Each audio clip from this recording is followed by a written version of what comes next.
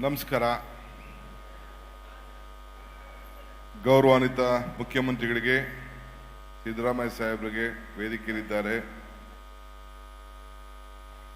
ಮಾನ್ಯ ಶ್ರೀ ಶರಣಪ್ರಕಾಶ್ ಪಾಟೀಲ್ ಅವರು, ಡಾಕ್ಟರ್ ಸುಧಾಕರ್ ಅವರು, ಪ್ರಿಯಾಂಕ್ ಖರ್ಗೆ ಅವರು, ನಜೀರ್ ಅವರು, ನಮ್ಮ ಯುವಕ ಇಲಾಖೆ ಅಧಿಕಾರಿ ನಮ್ಮ ಮಂತ್ರಿ ನಾಗೇಂದರ್ ಅವರು, ನಮ್ಮ ಶಾಲಿನಿ ರಜೀಶ್ ಅವರು, ಮಾಧವನ್ ರವರು ಮತ್ತು ಎಲ್ಲ ಹಿರಿಯ ಅಧಿಕಾರಿಗಳಿದ್ದಾರೆ, ಶಾಸಕ ಮಿತ್ರರಿದ್ದಾರೆ, ಯುವಕರಿದ್ದೀರಿ, ನಿರುದ್ಯೋಗ ಯುವಕರಿದ್ದೀರಿ, ವಿದ್ಯಾರ್ಥಿಗಳಿದ್ದೀರಿ, ಮಾಧ್ಯಮ ಸ್ನೇಹಿತಿದ್ದೀರಿ.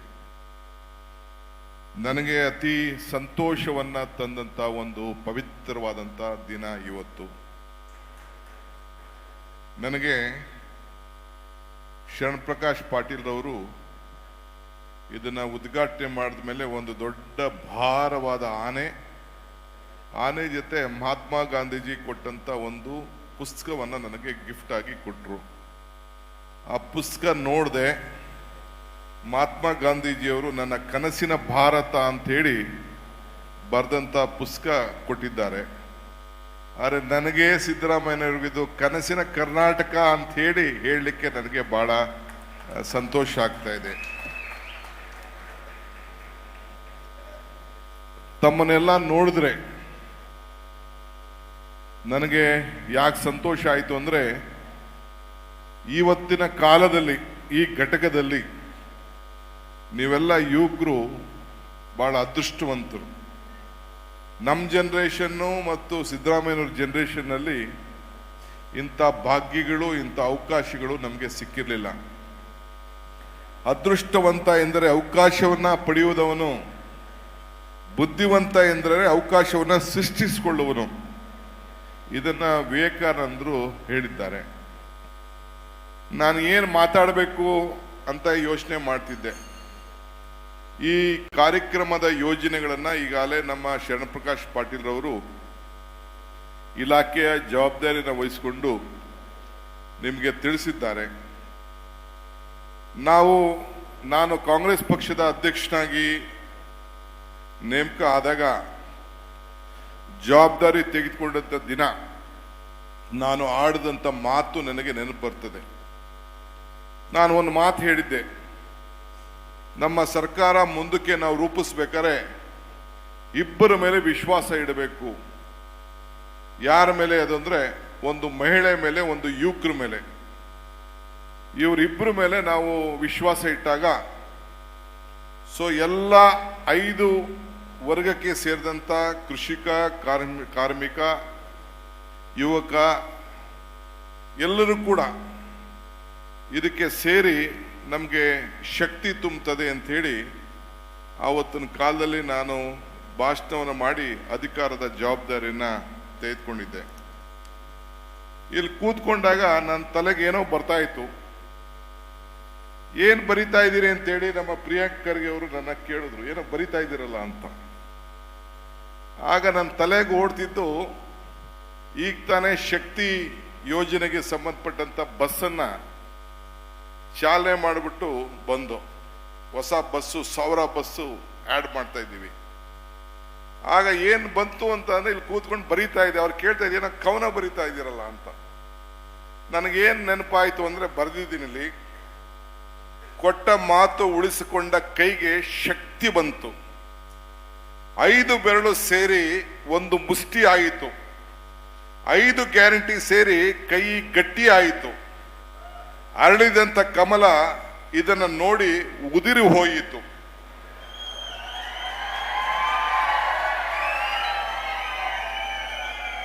ಅತ್ತ ಇತ್ತ ಒತ್ತ ಎಲೆಯನ್ನ ನೋಡಿ ಮಹಿಳೆ ಎಸೆದು, ಗೃಹಲಕ್ಷ್ಮಿ, ಗೃಹ ಜ್ಯೋತಿ, ಶಕ್ತಿ, ಅನ್ನಭಾಗ್ಯ ಯುವನಿಧಿ ನೋಡಿ ಮಹಿಳೆ ತೇನ ಬಿಸಾಡಿ ಹೋದಳು. ಇದು 5 ಬೆರಳು ಸೇರಿ ಮುಷ್ಟಿ ಆಯಿತು. ಕಮಲದ ವಿಚಾರ 7 ಆಯ್ತು. ಕಾಂಗ್ರೆಸ್ ಪಕ್ಷ ಕೊಟ್ಟ ಮಾತನ್ನ ಉಳಿಸಿಕೊಂಡು ನುಡಿದಂತೆ ನೋಡಿ 5 ಬೆರಳು ಸೇರಿ 5 ಗ್ಯಾರಂಟಿ ಸೇರಿ ಕೈ ಗಟ್ಟಿ ಆಯಿತು, ಕೈ ಗಟ್ಟಿ ಆಯಿತು, ಕೈ ಮುಷ್ಟಿ ಆಯಿತು. ಇದನ್ನ ನಾನು ಬರೆದಿದ್ದೇನೆ. ಸೊ ಇದು ನಮ್ಗೆಲ್ಲರೂ ಕೂಡ ಸಂತೋಷವನ್ನ ತಂದಂತ ದಿನ. ನಾನು ನಿಮ್ಮ ಬದುಕಿನಲ್ಲಿ ಒಂದು ಬದಲಾವಣೆಯನ್ನು ತರಬೇಕು. ಹಿಂದೆ ಬಿಜೆಪಿ ಸರ್ಕಾರ 2 ಕೋಟಿ ಉದ್ಯೋಗಗಳನ್ನ ಸೃಷ್ಟಿ ಮಾಡ್ತೀವಿ ಅಂತ ಹೇಳಿದ್ರು. ನಿಮ್ಮ ಕುಟುಂಬದ ನಿಮ್ಮ ತಂದೆ ತಾಯಿರ ಅಕೌಂಟ್ಗೆ 5 ಲಕ್ಷ 15 ಲಕ್ಷ ಹಾಕ್ತೀವಿ ಅಂತ ಹೇಳಿದ್ರು. ಅದನ್ನ ಅವ್ರ ಕೈಲಿ ಮಾಡಕ್ ಆಗ್ಲಿಲ್ಲ.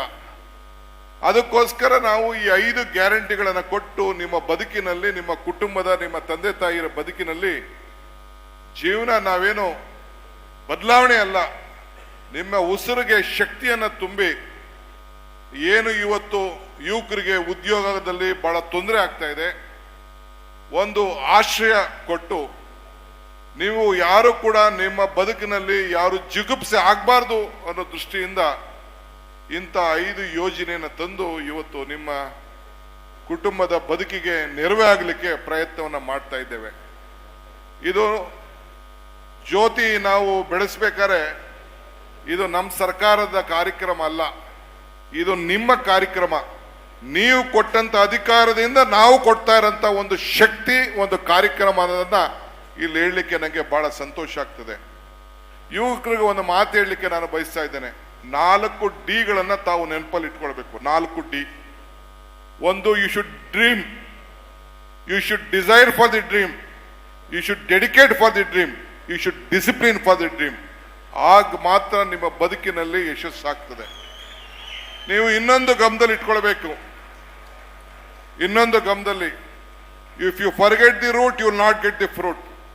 ನಿಮ್ಗೆ ಯಾರು ಕಷ್ಟ ಕಾಲದಲ್ಲಿ ಸಹಾಯ ಮಾಡ್ತಾರೆ, ಯಾರು ನಿಮ್ಮ ಮನೆಯಲ್ಲಿ ಜ್ಯೋತಿಯನ್ನು ಬೆಳಗಿಸ್ತಾರೆ, ಯಾರು ತಾಯಿ ನಿನಗೆ ಅನ್ನವನ್ನು ಕೊಡ್ತಾಳೆ, ಯಾರು ವಿದ್ಯೆಯನ್ನು ಕೊಡ್ತಾಳೆ, ಯಾರು ಬೆಳಕನ್ನು ಕೊಡ್ತಾರೆ, ಅಂಥವ್ರನ್ನ ಯಾವತ್ತೂ ಕೂಡ ನಾವು ಮರಿಬಾರ್ದು.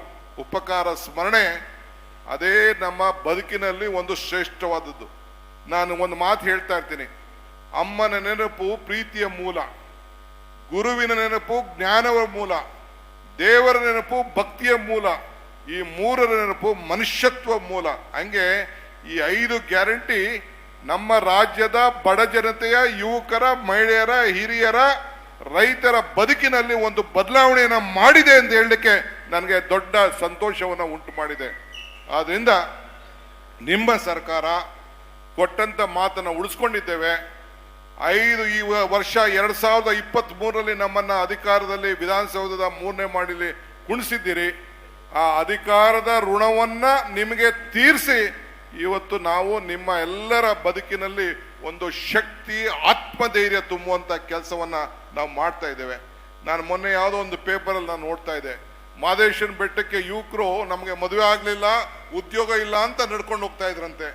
ಇವತ್ತು ನಾವು ಅದನ್ನ ತಪ್ಪಿಸ್ಬೇಕು, ಆತ್ಮಧೈರ್ಯವನ್ನು ತುಂಬಿಸ್ಬೇಕು ಅನ್ನೋ ದೃಷ್ಟಿಯಿಂದ ಇಂಥ ಒಂದು ಪವಿತ್ರವಾದಂಥ 5 ಗ್ಯಾರಂಟಿಗಳನ್ನು ತಂದು ಇವತ್ತು ಜನರಿಗೆ ಅರ್ಪಿಸಿದ್ದೇವೆ, ಯುವಕರಿಗೆ ಅರ್ಪಿಸಿದ್ದೇವೆ, ತಾಯಿಯಂದಿರಿಗೆ ಅರ್ಪಿಸಿದ್ದೇವೆ, ಎಲ್ಲರೂ ಕೂಡ ಅರ್ಪಿಸಿದ್ದೇವೆ. ಆದ್ದರಿಂದ ನಿಮ್ಮ ಆಶೀರ್ವಾದ ಯಾವಾಗಲೂ ಕೂಡ ನಿಮ್ಮ ಸರ್ಕಾರದ ಮೇಲೆ ಇರಲಿ ಅಂತೇಳಿ ಆಶಿಸಿ, ಈ ಜವಾಬ್ದಾರಿಯನ್ನು ವಹಿಸ್ಕೊಂಡಂತ ನಮ್ಮ ಶರಣ್ ಪ್ರಕಾಶ್ ಪಾಟೀಲ್ ರವರಿಗೆ, ಅವರೆಲ್ಲ ಅಧಿಕಾರಿಗಳಿಗೆ ಬಹಳ ಉತ್ತಮವಾಗಿ, ಪಾರದರ್ಶಕವಾಗಿ, ಯಾರು ಕೂಡ ಇದನ್ನ ದುರುಪಯೋಗವನ್ನು ಮಾಡ್ಕೊಳ್ಬಾರ್ದು. ಖಾಸಗಿ ಇರಲಿ, ಸರ್ಕಾರಿ ಇರಲಿ, ಎಲ್ಲೇ ಆಗಲಿ, ಏನು ನಾವು ಮಾತು ಕೊಟ್ಟಿದ್ದೇವೆ ಆ ಮಾತನ್ನು ಉಳಿಸ್ಕೊಂಡು ಹೋಗ್ತೇವೆ. ಇದನ್ನು ನಡೆಸಬೇಕು, ಈ ಮುಷ್ಟಿಯನ್ನ ಕೈ ಬಲಪಡಿಸಬೇಕು ಅಂತೇಳಿ ತಮ್ಮಲ್ಲಿ ಮತ್ತೆ ಪ್ರಾರ್ಥಿಸಿ ನಾನು ಮಾತು ಮುಗಿಸ್ತೇನೆ. ನಮಸ್ಕಾರ. ನುಡಿದಂತೆ ನಡೆದಿದೆ ಸರ್ಕಾರ.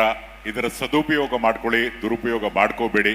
ಹಾಗೇನೆ ಈ ಯೋಜನೆ ನಿಮಗಾಗಿ, ನಿಮಗೋಸ್ಕರ ಇದರ ಉಪಯೋಗವನ್ನು ಮಾಡಿಕೊಂಡು ಜೀವನದಲ್ಲಿ ಸಂತೋಷದ ಜೊತೆಗೆ ಸಶಕ್ತರಾಗಿ ಅಂತ ಕರೆ ಕೊಟ್ಟಿದ್ದಾರೆ ಉಪಮುಖ್ಯಮಂತ್ರಿಗಳು. ಬಂಧುಗಳೇ, ನಾವೆಲ್ಲರೂ ಸಹ ಮತ್ತೊಮ್ಮೆ ಶ್ರೀ ಡಿ ಕೆ ಶಿವಕುಮಾರ್ ಅವರಿಗೆ ಧನ್ಯವಾದಗಳನ್ನ ತಮ್ಮ ಚಪ್ಪಾಳೆಯ ಮುಖೇನ ತಿಳಿಸೋಣ.